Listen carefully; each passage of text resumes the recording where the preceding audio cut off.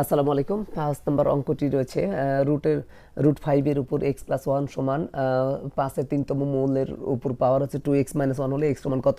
তো এখানে আমাদের কি করতে হবে, এখানে রুট মানে কিন্তু হাফ পাওয়ার, এটা আমরা জানি, তাহলে সেই হাফ পাওয়ার দেব।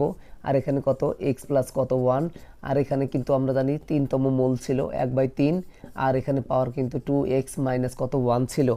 আর এখানে পাওয়ার উপর পার থাকলে পাওয়ার উপরে কি করতে হবে, গুণ করতে হবে। তাহলে কি হবে, এখানে 1 এর সাথে হচ্ছে 2x প্লাস 1 গুণ দিলে x প্লাস 1 একে x প্লাস 1 আর নিচে কত 2। একইভাবে এইটা আমাদের একের সাথে এই 1/3 এর সাথে 2x মাইনাস 1 গুণ দিলে একটা কার সাথে গুণ হবে, উপরে 2x মাইনাস 1 এর সাথে গুণ হবে আর নিচে কত 3 হবে। উভয় পাশে ভিত্তি সমান হলে আমরা পাওয়ার সমান, পাওয়ারগুলো পরস্পর সমান হবে। তাহলে এখানে বাম পাশে পাওয়ার ছিল x প্লাস 1 ডিভাইডেড 2, আর এখানে ছিল কত 2x মাইনাস 1 ডিভাইডেড কত 3 ছিল। তো এখানে আর যদি আমরা গুণ করি তাহলে কিন্তু এই দিক থেকে গণনা করলে 2 2 4, এই দিক থেকে গণনা 3x হয়। যে দিক থেকে গণনা করলে চলকেরটা বেশি হবে সেদিক গণনা করতে হবে। তাহলে 2 এর সাথে আমরা কি করব, 4x আর 2 এর সাথে 1 গুণ দিলে 2 একে 2, 3 আর x গুণ দিলে 3x, আর হচ্ছে কত 3 একে 3 হবে। এই চলকগুলোর ডান দিকের সংখ্যাগুলো চলকগুলোর বাম দিকের সংখ্যাগুলো ডান দিকে পার করব।